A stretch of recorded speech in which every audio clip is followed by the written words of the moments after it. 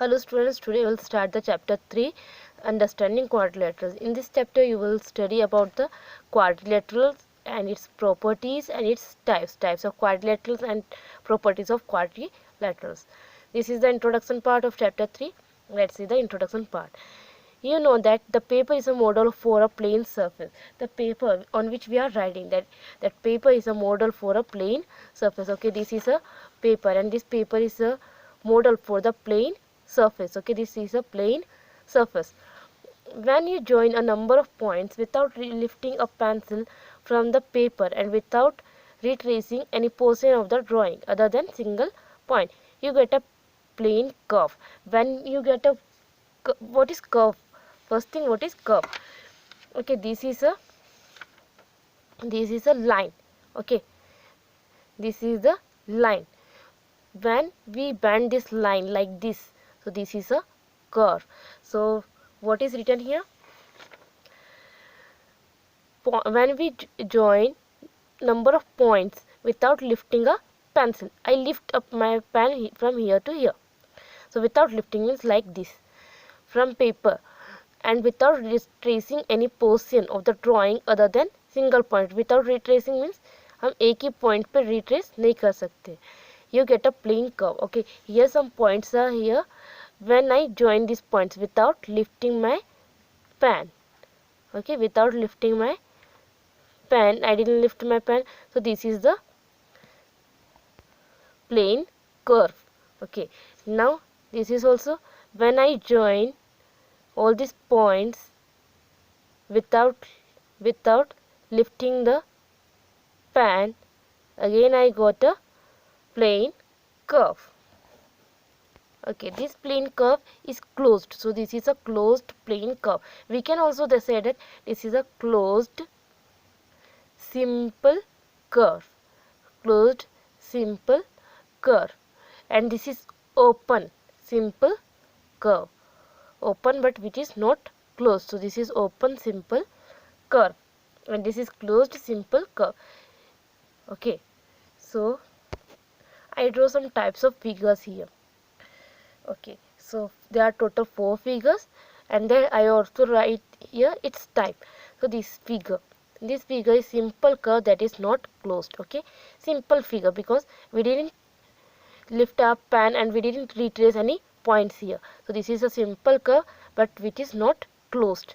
Okay, now here we retrace a point here. Okay, we retrace a point, so that's why it is not a simple curve. Here also it is closed and we didn't retrace any point, so this is a simple closed curve.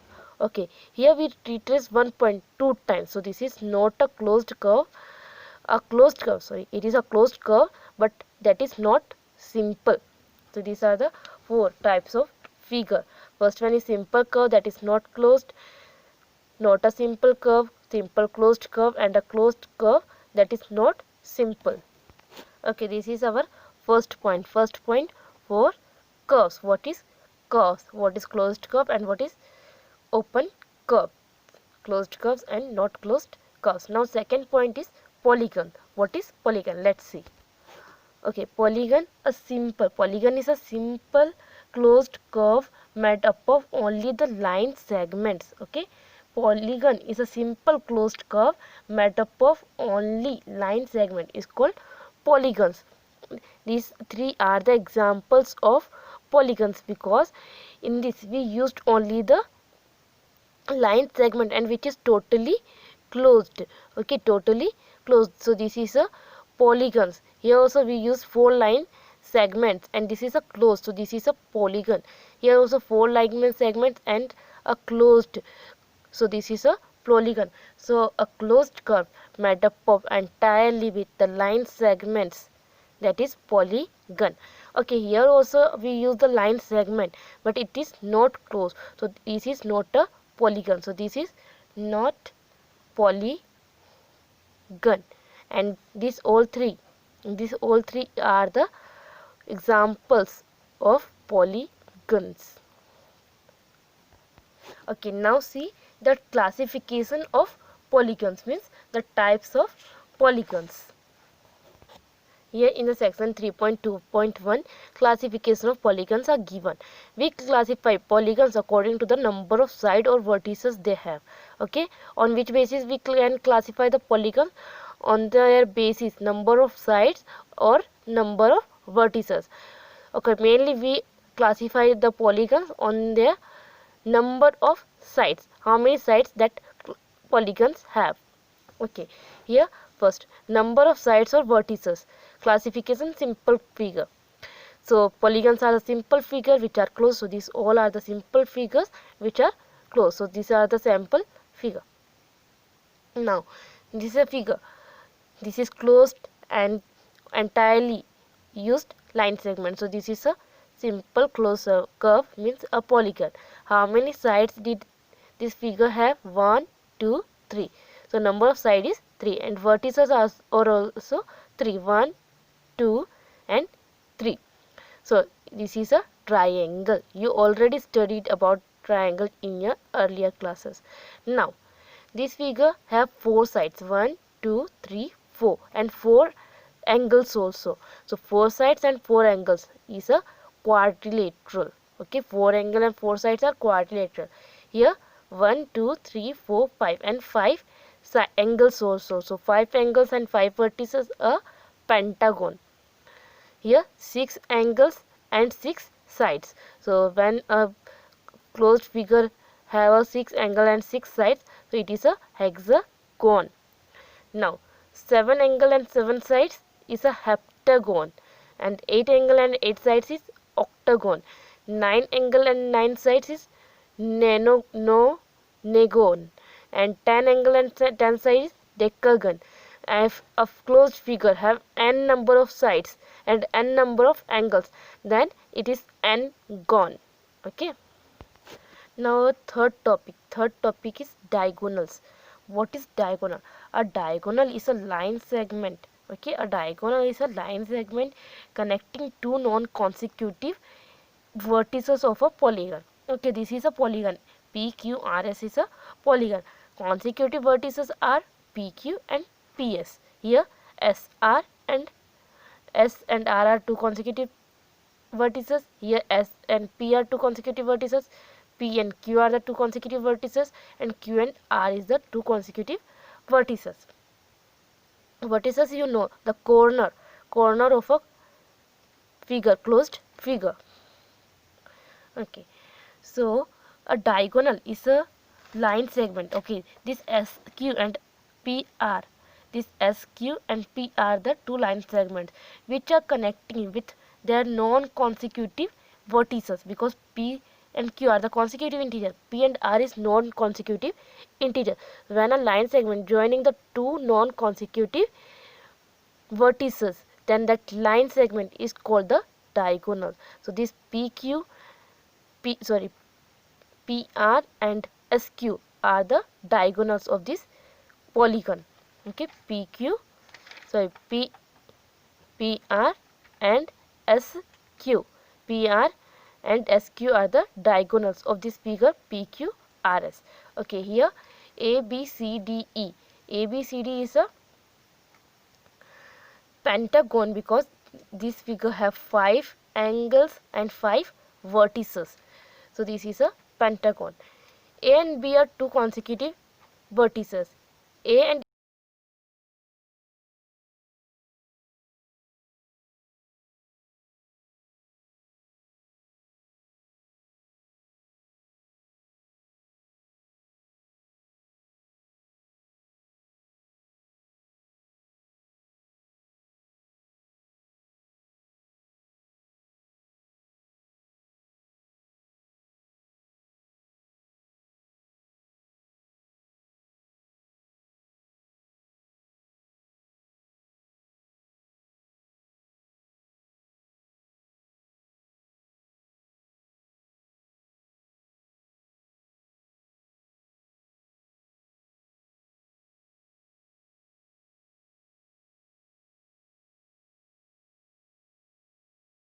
inside a figure, this is a closed figure, the shaded part inside that is the interior, and here the shaded part which is in the outer part side of that closed figure, that is exterior part, and this is interior part.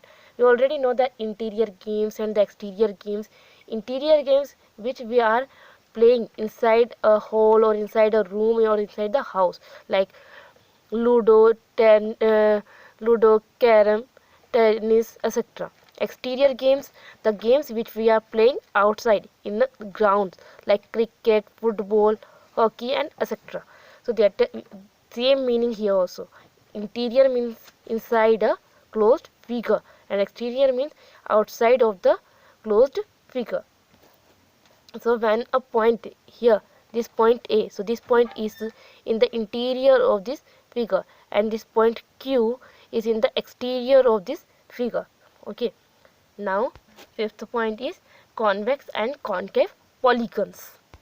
Now the fifth topic is convex and concave polygons. Here some drawings of the polygons. Okay, they are different. These three are different types of polygons in this compared to these three. Why? Because they are looking, these are looking some similar and these are looking similar, but if we compare these three with these three, they are looking differ from each other. Okay, these types of polygons are differ from one another. Okay, polygons that are convex. Okay, these are the convex polygon. Why? The convex polygons have no portion of their diagonals in their exterior.